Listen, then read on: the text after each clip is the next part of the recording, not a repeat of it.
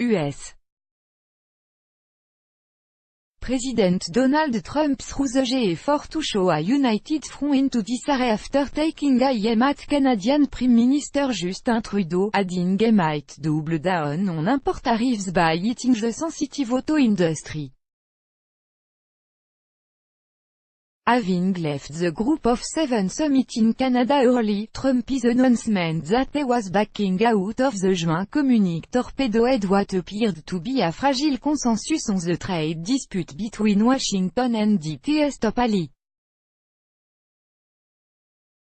PM Justin Trudeau of Canada acted so meek and mild during our G7 meeting only to give a news conference after he left saying that US tariffs were kind of insulting, and they will not be pushed around, very dishonest.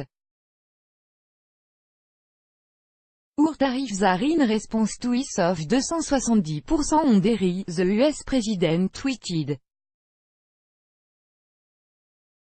In his press conference, Trudeau had spoken of retaliatory measures that Canada would take next month in response to Trump's decision to slap tariffs on steel and aluminum import from Canada, Mexico and the European Union. Canadians, we're polite, we're reasonable, but we also will not be pushed around, Trudeau, the host of the Today Summit in La Malbaie, Quebec, told reporter.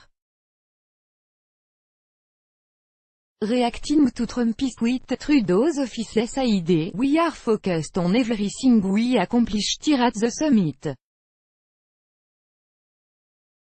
The Prime Minister said nothing hasn't said before, both in public and in private conversation with the President. Germany continued to support the jointly agreed communique despite Trump's decision to back away, government spokesman Stephen Seber said in a statement on Sunday. In Paris, a French presidency official said France and Europe stood by the G7 communique and anyone departing from the commitment made at the summit would be showing their incoherence and inconsistency.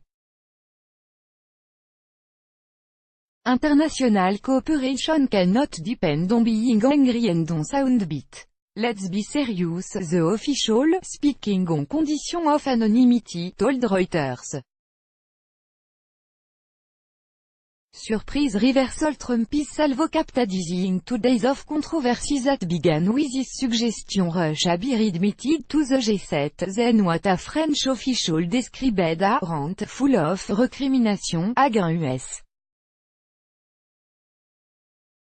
trading partners, followed by Trump's denial of any contention with leaders at the summit and his description of their relationship this, by ordering his representative to back out of the communique. Trump appeared to be asserting his stated aim of upsetting the status quo whether by pulling out of the global climate accord or the international nuclear deal with Iran or threats to scrap the North American Free Trade Agreement. The communique, which appeared to have papered over the cracks that have surfaced in the G7, said the leader of the United States, Canada, Britain, France, Italy, Germany and Japan agreed on the need for free, fair, and mutually beneficial trade, and the importance of fighting protectionism. We strive to reduce tariff barriers, non-tariff barriers and subsidies, the statement said.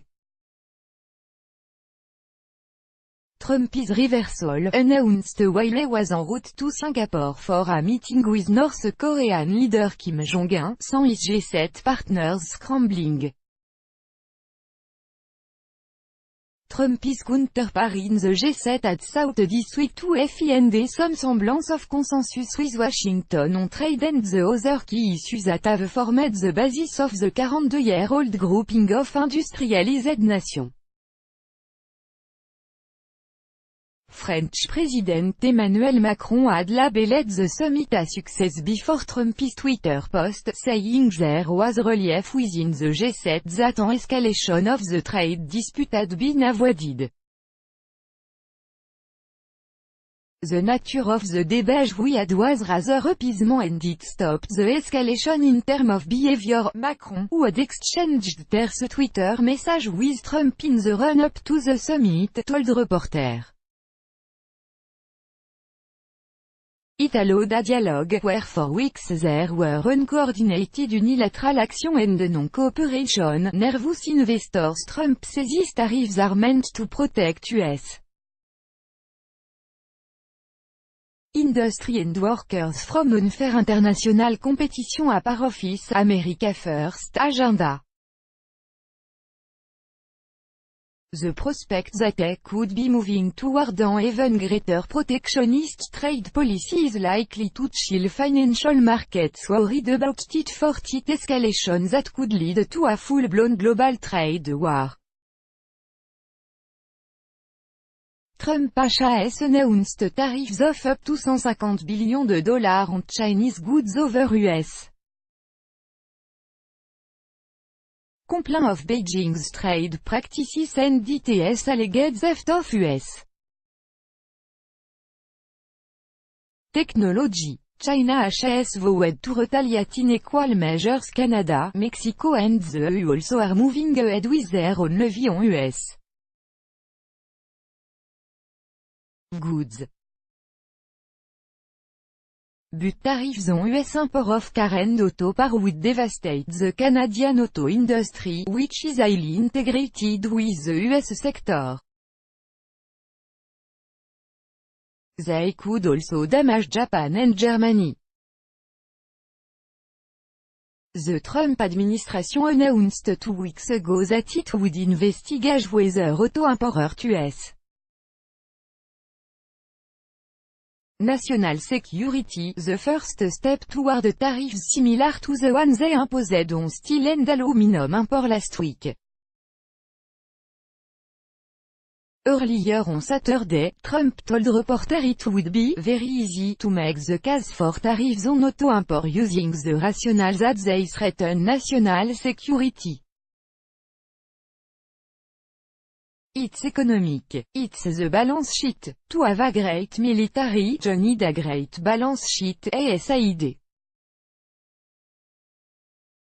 Such